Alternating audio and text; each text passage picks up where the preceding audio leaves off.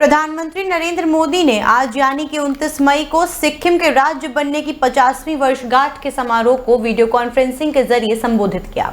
उन्होंने act east नीति और एक्ट फास्ट दृष्टिकोण के जरिए पूरे देश के संतुलित विकास के लिए अपनी सरकार की प्रतिबद्धता दोहराई। सिक्किम एट 50, जहां प्रगति उद्देश्य से मिलती है और प्रकृति विकास को पोषित करती है। कार्यक्रम में पीएम मोदी वर्चुअली शामिल हुए। प्रधानमंत्री मोदी ने वर्चुअल संबोधन में कहा कि 50 साल पहले सिक्किम ने अपने लिए एक लोकतांत्रिक भविष्य चुना था। अपनी खास भौगोलिक स्थिति के साथ साथ सिक्किम के लोगों ने भारतीय भावना को अपनाया था। उनका विश्वास था कि जब हर आवाज सुनी जाएगी और हर अधिकार की रक्षा होगी तो सभी को विकास के समान मौके मिलेंगे। आज मैं कह सकता हूं कि सिक्किम के हर परिवार का भरोसा लगातार मजबूत हुआ है और देश ने सिक्किम की प्रगति के अच्छे नतीजे देखे हैं। राज्य के संतुलित विकास की तारीफ करते हुए उन्होंने कहा कि 50 वर्षों में सिक्किम प्रकृति के साथ प्रगति का मॉडल बना, 100% ऑर्गेनिक स्टेट बना। सिक्किम देश के उन राज्यों में है जहां प्रति व्यक्ति आय सबसे अधिक है। ये उपलब्धियां आपके सामर्थ्य से हासिल हुई हैं। सिक्किम आज देश का गर्व है। आज का ये दिन विशेष है। ये अवसर सिक्किम की लोकतांत्रिक यात्रा की गोल्डन जुबिली का है। मैं स्वयं आप सबके बीच रह करके इस उत्सव का, इस उमंग का, 50 वर्ष की सफल यात्रा का साक्षी बनना चाहता था। मैं भी आपके साथ कंधे से कंधा मिलाकर इस उत्सव का हिस्सा बनना चाहता था। मैं बहुत सुबह जल्दी दिल्ली से निकलकर बागडोगरा तो पहुंच गया। आज का ये दिन विशेष है। ये अवसर सिक्किम की लोकतांत्रिक यात्रा की गोल्डन जुबिली का है। मैं स्वयं आप सबके बीच रह करके इस उत्सव का, इस उमंग का, 50 वर्ष की सफल यात्रा का साक्षी बनना चाहता था। मैं भी आपके साथ कंधे से कंधा मिलाकर इस उत्सव का हिस्सा बनना चाहता था। अरबपति कारोबारी एलन मस्क के पिता एरोल मस्क जून में अपने भारत दौरे के दौरान अयोध्या में राम मंदिर का दर्शन करेंगे। उद्योग सूत्रों ने यह जानकारी दी है। वो घरेलू कंपनी सर्वोटेक के वैश्विक सलाहकार बोर्ड में शामिल हैं। एरोल ने अपनी भारत यात्रा के दौरान व्यापार से जुड़ी विभिन्न बैठकों में भाग लेने का कार्यक्रम बनाया है। उनका 5 दिवसीय भारत यात्रा 1 जून से शुरू होकर 6 जून तक चलेगा, जिसके बाद वो दक्षिण अफ्रीका के लिए रवाना होंगे। इस घटनाक्रम से अवगत लोगों ने कहा कि एरोल मस्क के दौरे में ऐसे कार्यक्रम शामिल हैं जिनका मकसद भारत को हरित प्रौद्योगिकों को और ईवी चार्जिंग अवसंरचना निर्यात में वैश्विक अगुवा बनने की रणनीति प्रयास के बढ़ावा देना है। उन्होंने बताया कि मस्क की यात्रा में हरियाणा के सफियाबाद में सर्वोटेक की सौर और ईवी चार्जर विनिर्माण इकाई का दौरा भी शामिल है, जहां राज्य के मंत्रियों और नौकरशाहों ने भी मौजूद रहने की उम्मीद है। सूत्रों ने कहा कि मस्क श्री रामलला के दर्शन करने के लिए आ रहे हैं और अयोध्या भी जाएंगे, जो भारत की सांस्कृतिक और आध्यात्मिक विरासत के साथ उनके जुड़ाव को दर्शाता है। सर्वोटेक 5 जून को विश्व पर्यावरण दिवस पर स्थिरता और हरित पर्यावरण पर जोर देने के लिए एक वृक्षारोपण अभियान का आयोजन करेंगे, जिसमें मस्क भी शामिल होंगे। इसके बाद वो 6 जून को दक्षिण अफ्रीका के लिए रवाना हो जाएंगे। पहलगाम आतंकी हमले और फिर भारत पाकिस्तान के बीच हुए संघर्ष के बाद से देश भर में जांच एजेंसियां एक्टिव हैं और ऐसे लोगों की तलाश कर रही हैं जिन्होंने अपने देश के साथ गद्दारी की है और पाकिस्तान का साथ दिया है। जांच में अलग अलग राज्यों से कई ऐसे संदिग्ध लोगों को पकड़ा भी गया है जिन पर पाकिस्तान के लिए जासूसी करने का आरोप है।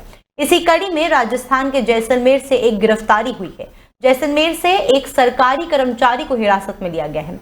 सुरक्षा एजेंसियों को शक है कि आरोपी सरकारी कर्मचारी पाकिस्तान को खुफिया जानकारी भेजा करता था। आरोपी का नाम शकूर खान बताया जा रहा है। शकूर खान जैसलमेर जिले का ही रहने वाला है और रोजगार कार्यालय में क्लर्क है। पुलिस ने 28 मई की शाम को उसे हिरासत में लिया। अब ज्वाइंट इन्वेस्टिगेशन टीम आरोपी शकूर खान को जैसलमेर से हिरासत में लेने के बाद जयपुर ला रही है। जांच में पता चला कि आरोपी बिना अनुमति के पाकिस्तान की यात्रा भी कर चुका है। सरकारी कर्मचारी होने की वजह से पाकिस्तान जाने के लिए उसे विभाग से मंजूरी लेनी चाहिए थी। सुरक्षा एजेंसी ने पाया कि उसकी गतिविधियां भी पिछले कुछ दिनों से संदिग्ध थीं। पिछले दिनों ऑपरेशन सिंदूर के दौरान पाकिस्तान की तरफ से जैसलमेर में किए गए मिसाइल अटैक को भारतीय एयर डिफेंस ने नाकाम किया था। पाकिस्तान मिसाइल के कुछ टुकड़े शकूर खान के घर में भी गिरे थे और बड़ा हिस्सा पास के खेत में गिरा था, जिसे सेना ने अगले दिन डिफ्यूज किया था। आशंका जताई जा रही है कि शकूर खान का पाकिस्तानी कनेक्शन सामने आ सकता है। पूछताछ खत्म होने के बाद पुलिस कोई बड़ा खुलासा कर सकती है।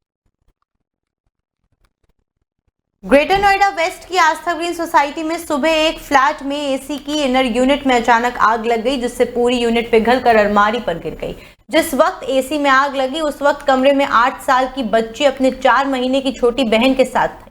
आग लगते ही बच्चे ने बहादुरी दिखाते हुए बच्ची को उठा लिया और दूसरे कमरे में ले गए। बच्चे की समझदारी से घर में बड़ा हादसा होने से टल गया। गर्मियों के मौसम में अक्सर एसी में आग लगने की घटनाएं आम हो जाती हैं। एसी के ज्यादा इस्तेमाल की वजह से ऐसा होता है। इसी क्रम में बुधवार की सुबह ग्रेटर नोएडा की आस्था ग्रीन सोसाइटी के फ्लैट नंबर 103 में रहने वाले प्राशिक के घर में ऐसी आग लग गई। उन्होंने बताया कि हादसे के वक्त वो अपने दफ्तर में थे। घर में पत्नी और 2 बच्चे मौजूद थे। एसी के आवाज आने के बाद धुआं और फिर आग निकलने लगी। कमरे में मौजूद दोनों बच्चे खतरे में थे, लेकिन आग बढ़ने से पहले बेटे ने बहादुरी दिखाते हुए बहन को सुरक्षित दूसरे कमरे में ले गए। परिवार का आरोप है कि आग लगने के बावजूद फ्लैट में लगा फायर स्प्रिंकलर काम नहीं कर पाया। पीड़ित ने तुरंत बिल्डिंग प्रबंधक को सूचना दी, लेकिन उसकी तरफ से भी कोई प्रतिक्रिया नहीं मिली, जिसके बाद उन्होंने सोसाइटी के ग्रुप में मैसेज किया। तब कर्मचारी फ्लैट में पहुंचे, लेकिन तब तक एसी पूरी तरह से जल चुका था और पिघलकर अलमारी पर गिर गया था, जिससे अलमारी भी क्षतिग्रस्त हो गई। इस घटना के बाद सोसाइटी के लोगों में आक्रोश देखने को मिल रहा है। यहाँ रहने वाले विपिन सिंह ने बताया कि वो हर महीने नियमित रूप से मेंटेनेंस चार्ज देते हैं, बावजूद इसके बिल्डर प्रबंधक सुरक्षा उपायों में लापरवाही बरत रहा है। फायर सेफ्टी के लिए लगे उपकरण सिर्फ शोपीस बनकर रह गए हैं। बिल्डर प्रबंधक के कर्मचारी अंकुश ने तमाम आरोपों से इनकार किया और कहा कि एसी में धमाका हुआ था, आग नहीं लगी थी। सोसाइटी में लगे सभी सुरक्षा उपकरण ठीक तरीके से काम कर रहे हैं। आस्था ग्रीन्स टावर 4 फ्लैट नंबर 103 आज एक इंसिडेंट हुआ है। यहाँ पे एसी बर्स्ट हुआ and I am just trying to understand from the residents, क्योंकि residents are not too happy, the flat owners are not happy and they feel कि it was not very well dealt with। तो मैं एक छोटी सी video बना रहा हूँ उनसे जस्ट एक्सपीरियंस पूछने के लिए कि एग्जैक्टली क्या हुआ। उससे पहले आपको मैं सिर्फ ये सिचुएशन दिखा देता हूँ कि हुआ क्या है।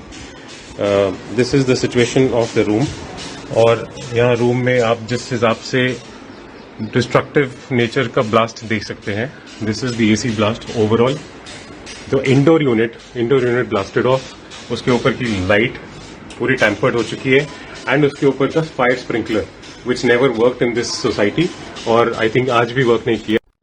पूर्व मुख्यमंत्री लालू यादव के बड़े बेटे तेज प्रताप और अनुष्का यादव का विवाद इन दिनों गहराया हुआ है। अनुष्का यादव के साथ प्रेम संबंध और शादी की वजह से सुर्खियों में आए तेज प्रताप यादव को लालू ने हाल ही में पार्टी और परिवार से बाहर कर दिया है। पार्टी से निष्कासन के बाद से मामला थमता नजर नहीं आ रहा। कई दलों की ओर से अलग अलग प्रतिक्रियाएं आ रही हैं। अब इस मामले में केंद्रीय मंत्री चिराग पासवान का भी बयान सामने आया है। उन्होंने तेज प्रताप प्रकरण को आरजेडी और परिवार का मामला बताया। बता दें कि तेज प्रताप के अकाउंट से ही सोशल मीडिया पर अनुष्का यादव की सबसे पहली तस्वीर शेयर की गई थी। बताया गया है कि वो और अनुष्का 12 साल से एक दूसरे के साथ रिलेशनशिप में थे। हालांकि विवाद बढ़ने के बाद उन्होंने एआई तस्वीरों का इस्तेमाल कर परिवार को बदनाम करने का आरोप लगाया है। तेज प्रताप ने सफाई में अकाउंट हैक होने की बात कही है। किरकिरी होने के बाद लालू यादव ने बड़े बेटे पर कड़ा एक्शन लिया। उन्होंने तेज प्रताप यादव को परिवार से निकाल दिया, पार्टी से 6 साल के लिए हटा दिया। एक्शन के बावजूद तेज प्रताप से सियासी बयानबाजी जारी है। हालांकि चिराग पासवान ने शालीनता से इस पूरे मामले पर अपनी प्रतिक्रिया दी और इसे पार्टी और परिवार की बात कहकर छोड़ दिया। निरंतरता में बिहार आना प्रधानमंत्री जी का समर्पण बिहार और बिहारियों के प्रति दर्शाता है।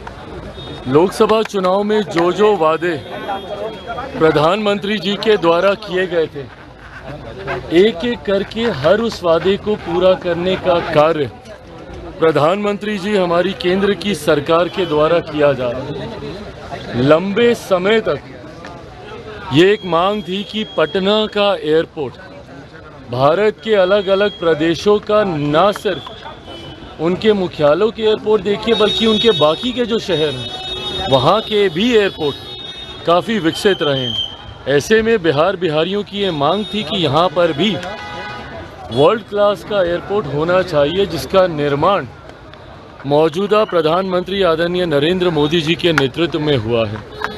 न सिर्फ इसका उद्घाटन बल्कि परसों विक्रमगंज में एक विशाल जनसभा को भी आदरणीय प्रधानमंत्री जी संबोधित करेंगे। और जैसा मैंने कहा कि वो खिलाड़ी जिसके कदमों की आहट सुनकर ही बल्लेबाजों का कलेजा कांप जाता था, वो खिलाड़ी जिसकी रफ्तार के आगे बड़े बड़े बल्लेबाजों को पसीना आ जाता था, कराची में जिसकी गेंदबाजी की धमक और चमक से आंखें चौंधिया जाती थीं, आज वो खिलाड़ी अपने दोनों पैर गंवा चुका है। बात हो रही है पाकिस्तान के क्रिकेटर मोहिंदर कुमार की, जिनके दोनों पांव एक इन्फेक्शन की वजह से काटने पड़े। मोहिंदर कुमार ने पाकिस्तान के कई दिग्गज क्रिकेट खिलाड़ियों के साथ मैच खेले हैं। मुदस्सर नजर, हारून शहीद, सिकंदर वक्त और सलीम जैसे नाम इनमें शामिल हैं। सिर्फ खिलाड़ी ही नहीं, बतौर कोच भी उनका पाकिस्तान क्रिकेट में बड़ा योगदान है।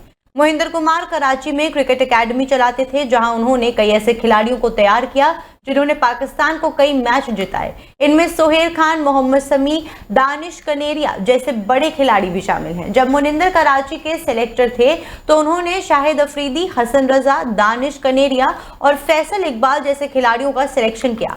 मोहिंदर कुमार पाकिस्तान क्रिकेट में एक जाना माना नाम था, लेकिन आज ये खिलाड़ी छोटे से घाव में लाचार पड़ा हुआ है, एक घाव की वजह से। इन्फेक्शन की वजह से पहले उनका एक पांव काटा गया और फिर जब इन्फेक्शन ज्यादा फैला तो उनका दूसरा पांव भी काटना पड़ा। इस खिलाड़ी की मदद के लिए पीएलएल टीम मुल्तान सुल्तान के मालिक अली तहरीन और पूर्व कप्तान मोइन खान आगे जरूर आए, लेकिन इसके बावजूद मोहिंदर के पांव नहीं बचा सके। मोहिंदर कुमार ने अब पाकिस्तान के प्रधानमंत्री शहबाज शरीफ से मदद मांगी है। साथ ही पाकिस्तानी आर्मी चीफ आसिम मुनीर से भी उन्होंने वित्तीय मदद की गुजारिश की है। मोहित कुमार ने, मैं एक हिंदू हूं लेकिन मेरा दिल पाकिस्तान के लिए धड़कता है। मैं आर्टिफिशियल पैरों के दम पर खड़ा होकर दोबारा मैदान में उतरना चाहता हूं। मैं दोबारा अपनी एकेडमी चलाना चाहता हूं, मुझे बस मदद चाहिए। मोहिंदर कुमार की ये स्टोरी बताती है कि पाकिस्तान में क्रिकेट खिलाड़ियों के कितने बुरे हाल हैं। जाहिर तौर पर एक खिलाड़ी की इतनी दर्दनाक परिस्थिति देखने के बाद वहां के युवा खिलाड़ी भी 2 बार सोचेंगे कि क्या उन्हें पाकिस्तान के लिए क्रिकेट खेलना चाहिए या नहीं। थल सेना प्रमुख जनरल उपेंद्र द्विवेदी बुधवार को अपनी पत्नी सुनीता द्विवेदी के साथ भगवान श्री राम की तपोभूमि चित्रकूट पहुंचे, जहां उन्होंने श्री तुलसी पीठ में जगत गुरु स्वामी रामभद्राचार्य से आध्यात्मिक दीक्षा ली। इस मौके पर सेना प्रमुख ने स्वामी रामभद्राचार्य को भारतीय सेना का प्रतीक चिन्ह भी भेंट किया। इस भावुक पल में जगत गुरु ने अपनी दक्षिणा के रूप में एक अनोखी इच्छा जाहिर की। उन्होंने कहा, मेरी दक्षिणा यही है कि मैं पाकिस्तान अधिकृत जम्मू कश्मीर यानी कि पीओके को भारत का हिस्सा बनते देखूं, और वो भी जनरल द्विवेदी के कार्यकाल में। उन्होंने ये भी कहा कि भगवान कामतानाथ कृपा करें कि देश की ये कामना जल्द पूरी हो। इस दौरान जनरल द्विवेदी ने दिव्यांग विश्वविद्यालय और तुलसी प्रज्ञा चक्षु विद्यालय के छात्रों से भी मुलाकात की। उन्होंने छात्रों को उपहार और किट बांटी और भारतीय सेना की उपलब्धियों, खासकर ऑपरेशन सिंदूर की सफलता साझा की। उन्होंने कहा, युद्ध में जीत के लिए शस्त्र के साथ साथ शास्त्र की भी जरूरत है। उन्होंने खुद को शस्त्र और जगत गुरु रामभद्राचार्य को शास्त्र बताया। सेना प्रमुख के आगमन पर चित्रकूट में सुरक्षा के व्यापक इंतजाम किए गए थे। वो सुबह करीब 9 बजे सेना के हेलीकॉप्टर से आरोग्य धाम हेलीपैड पर उतरे, जहां से सीधे श्री तुलसी पीठ पहुंचे।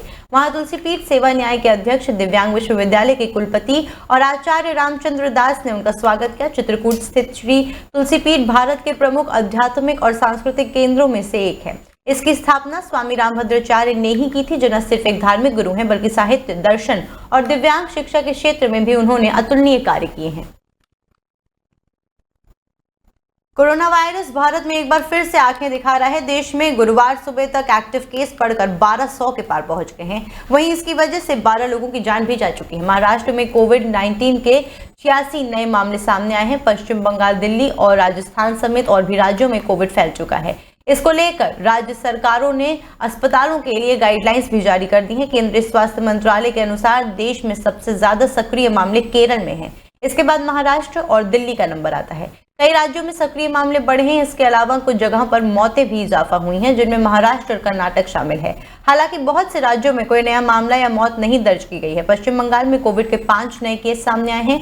वहीं महाराष्ट्र में 86 नए केस दर्ज किए गए हैं। राजस्थान में सामने कोरोना के 7 नए मामले आए हैं। राज्य में संक्रमितों की संख्या बढ़कर 39 हो गई है।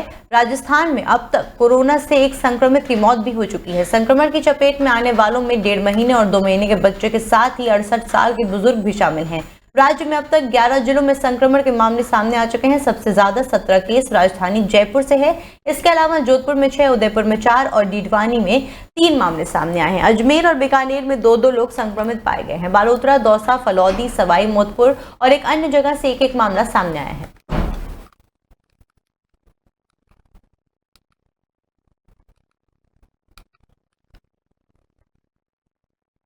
राजस्थान के जोधपुर से एक दिल दहलाने वाली घटना सामने आई है, जहां पर बजरी माफिया के डंपर से कुचलने के बाद एक कांस्टेबल ने दम तोड़ दिया। अवैध बजरी ले जा रहे डंपर के टक्कर मारने के कारण जान गंवाने वाले कांस्टेबल का 28 मई की शाम राजकीय सम्मान के साथ अंतिम संस्कार किया गया। कांस्टेबल सुनील बिश्नोई को रविवार को बजरी से लदे डंपर ने कुचल दिया, जिसके बारे में संदेह है कि यह हमला बजरी माफिया ने किया था। बिश्नोई को गंभीर हालत में अस्पताल ले जाया गया, लेकिन उसके बाद भी देर रात उनकी मौत हो गई। पुलिस ने कांस्टेबल की मौत के मामले में एक सरपंच के पति समेत और 4 लोगों को गिरफ्तार किया है। बता दें कि गाड़ी का ड्राइवर और 3 और आरोपी फरार हैं।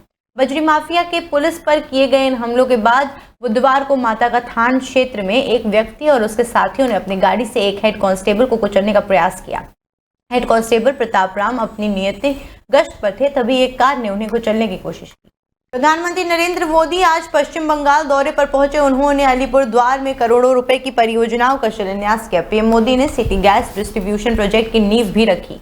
प्रधानमंत्री ने कहा कि हम विकसित राष्ट्र की ओर बढ़ रहे हैं और इसमें बंगाल की भागीदारी भी जरूरी है। अलीपुरद्वार में गैस प्रोजेक्ट की वजह से 2.5 लाख से ज्यादा घरों को फायदा होगा। पीएम मोदी ने कहा, आज जब भारत विकसित राष्ट्र की ओर बढ़ रहा है तो बंगाल की भागीदारी अपेक्षित भी है और अनिवार्य भी। इसी इरादे के साथ केंद्र सरकार यहां लगातार इंफ्रास्ट्रक्चर, इनोवेशन और इन्वेस्टमेंट को गति दे रही है। बंगाल का विकास भारत के भविष्य की नींव है। आज का दिन उसी नींव में एक और मजबूत ईंट जोड़ने का दिन है। कुछ देर पहले हमने इस मंच से अलीपुरद्वार और कूच बिहार से सिटी गैस डिस्ट्रीब्यूशन प्रोजेक्ट का शुभारंभ किया है। पीएम मोदी ने पश्चिम बंगाल के अलीपुरद्वार और कूच बिहार जिलों में सिटी गैस डिस्ट्रीब्यूशन परियोजना की आधारशिला रखी है। 10-10 करोड़ रुपए से अधिक की लागत वाली इस परियोजना का उद्देश्य सरकार द्वारा निर्धारित न्यूनतम कार्य कार्यक्रम यानी कि MWP लक्ष्यों के अनुरूप लगभग 19 CNG स्टेशन स्थापित करके 2.5 लाख से अधिक घरों, 100 से अधिक वाणिज्य प्रतिष्ठानों और उद्योगों को पाइप्ड नेचुरल गैस पहुंचाना है।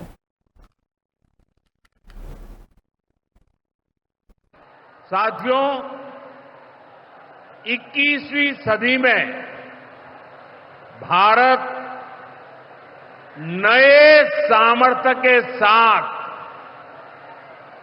समृद्धि की नई गाथा लिख रहा है। आज देश का हर नागरिक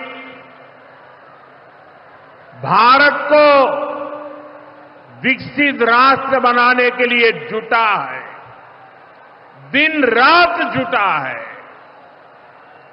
और विकसित भारत बनाने के लिए पश्चिम बंगाल का भी विकसित होना।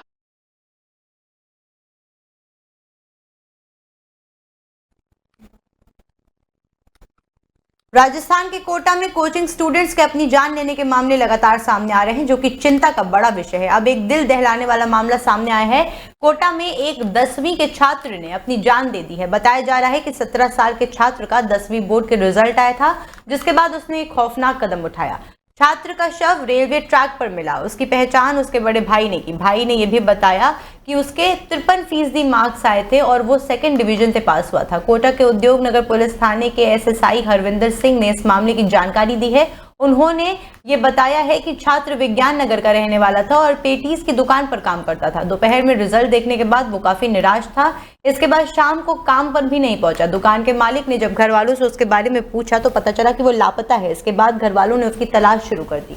छात्र के ना मिलने पर घर वालों ने पुलिस से मदद मांगी। पूरे शहर में उसकी तलाश शुरू हुई। कुछ समय बाद छात्र का शव रेलवे ट्रैक पर मिला। फिलहाल शव का पोस्टमार्टम किया जा रहा है और आगे की जांच जारी है। SSI हरवीर सिंह का कहना है कि अभी ये पुष्टि की जा रही है कि छात्र ने अपने रिजल्ट से हताश होकर ये कदम उठाया या कोई और वजह है, क्योंकि घर वालों का कहना है कि वो हंसता खेलता ही घर से निकला था। सूचना जरिए कंट्रोल रूम और दक्षिण स्टेशन से सूचना मिली, जिसमें वो अज्ञात बॉडी के हिसाब से अपन मोटरसाइकिल रखी, नोट पहनाया, पहचान शनाख्त हुई। उसके बड़े भाई ने पहचान की, त्रिलोक साहू ने। मृतक का नाम दुष्यंत साहू, पिताजी का नाम चंद्र प्रकाश, जाति तेली, उम्र 17 साल करीब, निवासी यूपी के बुलंदशहर में कोतवाली सिकंदराबाद क्षेत्र के गांव जुनैदपुर में यादव समाज के द्वारा जाति सूचक बोर्ड लगाने के मामले सामने आए हैं, जिसके बाद जातीय विवाद बढ़ गया। गांव में दलित समाज के लोगों ने बोर्ड पर आपत्ति जताई, जिसके बाद पुलिस ने कार्यवाही करते हुए अहीर रेजिमेंट और समाजवादी पार्टी के नेताओं समेत 12 लोगों पर शांति भंग करने की कार्यवाही की है। ये कार्रवाई जबरन जाति सूचक बोर्ड गांव में लगाने और पंचायत आयोजित करने के मामले में की गई है। दरअसल सिकंदराबाद कोतवाली क्षेत्र के जुनैदपुर की एंट्री पर यादव समाज के लोगों द्वारा जबरन एक जाति सूचक बोर्ड लगाया गया था। बोर्ड पर यदुवंशी गांव जुनैदपुर अहीर रेजिमेंट हक है हमारा जय यादव लिखा गया था। इस जाति सूचक बोर्ड पर गांव के दलित समाज ने विरोध किया, जिसके बाद यादव समाज के लोग भी इकट्ठा हो गए और पंचायत पर बोर्ड का समर्थन करने लगे, जिससे गांव में जातीय विवाद बढ़ गया। विवाद बढ़ने के बाद दलितों ने अपनी जान माल का खतरा जताते हुए पुलिस में शिकायत की, जिसके बाद पुलिस प्रशासन ने बोर्ड को उखाड़ दिया और थाने ले आई। पुलिस ने यादवों के इस तरह का बोर्ड नहीं लगाने को कहा और दोनों पक्षों में शांति बनाए रखने को कहा। बावजूद इसके दूसरे पक्ष की ओर से फिर से बोर्ड लगा दिया गया है और पंचायत बुलाई गई है, जिसमें सपा नेता समेत आसपास के गाँव से यादव समाज के लोग इकट्ठा हुए हैं। इस बात की सूचना सिकंदराबाद कोतवाली प्रभारी अनिल शाही को लगी, जिसके बाद वो भारी पुलिस बल के साथ मौके पर पहुंचे और अहीर रेजिमेंट के नेता और सपा नेताओं समेत 12 लोगों को हिरासत में ले लिया और थाने ले आई। इन सभी शांति भंग की कार्यवाही हुई है इन पर और पुलिस की कार्यवाही पर दलित समाज ने संतुष्टि जताई है। गांव के पूर्व प्रधान वीरेंद्र ने कहा कि इससे जातिवाद द्वेष भावना पनप रही है, जिससे कोई गंभीर घटना हो सकती है।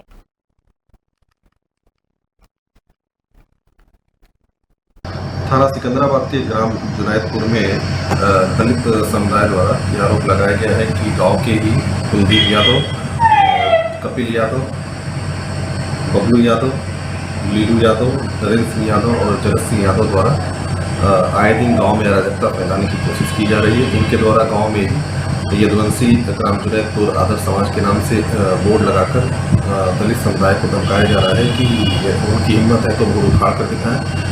इनके द्वारा गांव में घूमकर दलित समुदाय के व्यक्तियों को जाति सूचक गालियाँ देने और उनको धमकाने का कृत्य किया जा रहा है, जिससे दलित समुदाय अपने को असुरक्षित महसूस कर रहा है। इस संबंध में वादी वीर सिंह द्वारा air chief marshal Amarpreet Singh ने वार्षिक बिजनेस समिटी 2025 में हिस्सा लिया। उन्होंने इस दौरान ऑपरेशन सिंदूर का जिक्र किया। एयर चीफ मार्शल ने अपने संबोधन के दौरान पाकिस्तान को चेतावनी दे डाली। उन्होंने ऑपरेशन सिंदूर को लेकर कहा कि ये भारत की जीत है और इसके लिए हर भारतीय का शुक्रिया। ऑपरेशन सिंदूर ने अपने तकनीक को लेकर आगे का आइडिया दे दिया है। Air chief marshal Amarpreet Singh ने युद्ध में बढ़ते तकनीकी दखल को देखते हुए बात की। भारत ने ऑपरेशन सिंदूर के दौरान पाकिस्तान में बैठे आतंकियों को भारी नुकसान पहुंचाया था। उन्होंने कहा कि चीफ ऑफ नेवल स्टाफ ने मुझसे कहा कि युद्ध का तरीका बदल रहा है, हम हर दिन नई तकनीक की खोज कर रहे हैं। अब तकनीक की युद्ध में अहम भूमिका हो गई है। हमें भविष्य में क्या करना है इसको लेकर ऑपरेशन सिंदूर ने आइडिया दे दिया है। अभी बहुत काम बाकी है।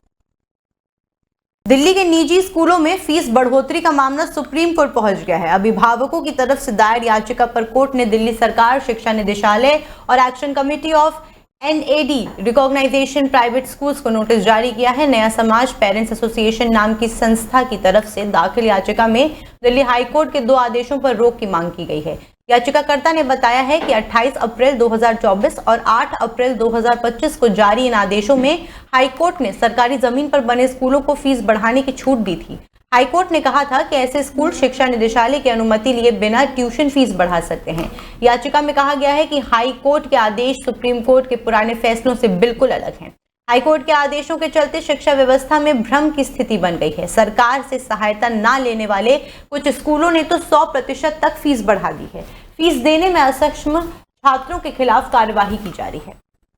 राजस्थान के भीलवाड़ा जिले में 28 मई की शाम आज तेज हवाओं और अंधड़ ने कहर बरपाया है। नेशनल हाईवे 158 पर स्थित जिवालिया टोल नौके पर बना लोहे का शेड अचानक तेज हवा के झोंकों से कागज के जहाज की तरह हवा में उड़ गया और टोल कटाने के लिए कतार में खड़ी एक वैन और ट्रॉली पर जा गिरा। गनीमत रही कि कोई बड़ा हादसा नहीं हुआ, लेकिन वैन में बैठे एक यात्री के सिर में हल्की चोट आई है। साथ ही वैन को भी आंशिक नुकसान पहुंचा है। प्रत्यक्षदर्शियों के अनुसार अचानक तेज अंधड़ उठा और देखते ही देखते शेड की लोहे की चादरें हवा में उड़ गईं। शेड का एक बड़ा हिस्सा वैन के ऊपर गिरा, जिससे यात्री दहशत में आ गए। मौके पर कुछ देर के लिए अफरा तफरी का माहौल बन गया और टोल कर्मी भी सुरक्षित स्थानों की ओर भागते हुए नजर आए। घटना के बाद स्थानीय पुलिस और टोल प्रशासन मौके पर पहुंचा और स्थिति को संभाला। चोटिल यात्री को प्राथमिक उपचार दिया गया। स्थानीय लोगों का कहना है कि टोल नाका महज 1 साल पूर्व ही बना है, फिर भी इतनी कमजोर स्थिति में कैसे था कि हल्की तेज हवाओं को भी नहीं झेल पाया। अब सवाल उठता है कि ये लापरवाही कब तक ऐसे रहेगी और ये कब तक ऐसी छुपी रहेगी। यात्रियों के साथ इतना बड़ा खिलवाड़ और नेशनल हाईवे की इतनी बड़ी चूक जो किसी बड़े हादसे का इंतजार कर रही थी। इस संबंध में जब नेशनल हाईवे प्राधिकरण के प्रोजेक्ट मैनेजर राकेश कुमार से लापरवाही के बारे में पूछा गया तो उन्होंने चुप्पी साध ली और कोई जवाब न देते हुए अपना पल्ला झाड़ दिया। बता दें, भिलवाड़ा में दिन भर तेज धूप थी, लेकिन रात आते आते मौसम ने अचानक करवट ले ली। प्रदेश के कई जिलों में लोगों को धूल भरी आंधी, तूफान, बिजली और बारिश का सामना करना पड़ा। प्रधानमंत्री नरेंद्र मोदी ने पश्चिम बंगाल के अलीपुर द्वार से पाकिस्तान को चेतावनी दे डाली। पीएम ने पाक को बुरी तरह लताड़ लगाई। उन्होंने कहा कि ऑपरेशन सिंदूर अभी खत्म नहीं हुआ है, पाकिस्तान ये समझ ले कि हमने 3 बार घुसकर मारा है। पीएम मोदी ने अलीपुर द्वार में करोड़ों रुपए की परियोजनाओं का शिलान्यास भी किया। उन्होंने सिटी गैस डिस्ट्रीब्यूशन प्रोजेक्ट की नींव भी रखी। पीएम मोदी ने कहा कि भारत में आतंकी हमला हुआ तो दुश्मन को उसकी बड़ी कीमत चुकानी होगी। पाकिस्तान समझ ले कि 3 बार घर में घुस के मारा है। हम शक्ति को पूछते हैं, हमने आतंक के ठिकाने को तबाह किया जिनकी पाकिस्तान ने कल्पना भी नहीं की थी। आतंकवाद के अलावा पाकिस्तान के पास कुछ है ही नहीं। पाकिस्तान ने सिर्फ आतंक को ही तो पाला है।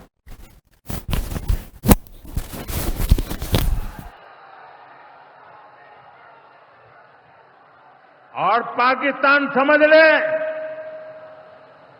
3 बार घर में घुस करके मारा है तुम्हें।